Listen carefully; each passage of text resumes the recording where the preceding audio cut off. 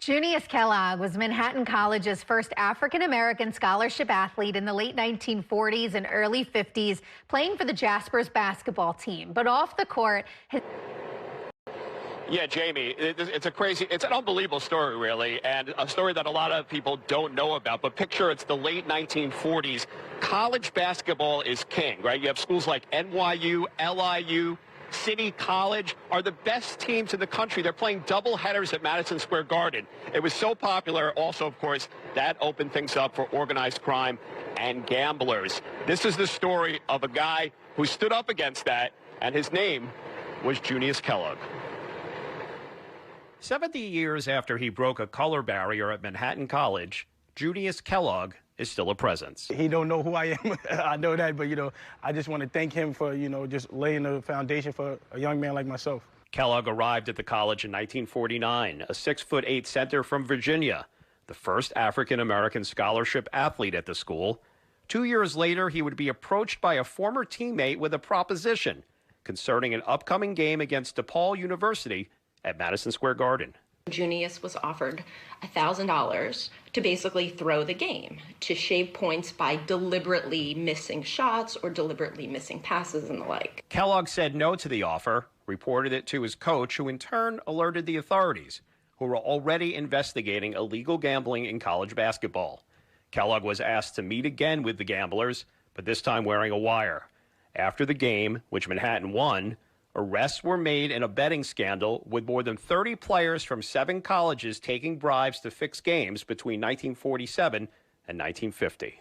What he did is he really brought public attention to that nefarious sort of nexus between organized crime and college athletics.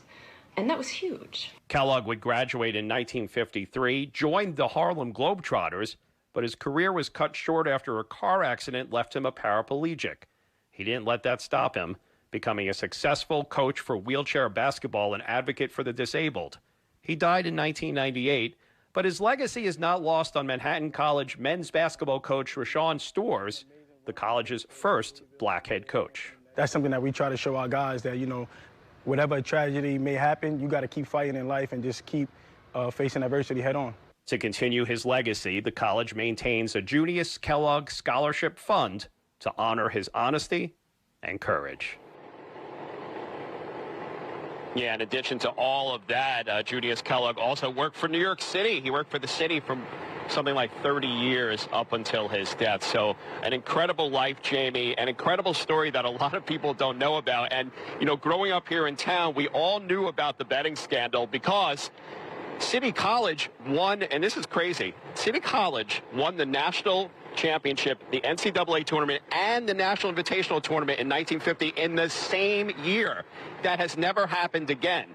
And a number of players on that team were part of the scandal, which kind of blemished that unbelievable achievement. The idea of, you imagine March Madness and City College is in the game. Like it totally changed the face of basketball and college sports. And Junius Kellogg made it all happen. Roger, I used to think that Pat would be my phone-a-friend and Who Wants to Be a Millionaire, but I think maybe it would be you. I think you know more. I have a lot of help. I got a lot of help.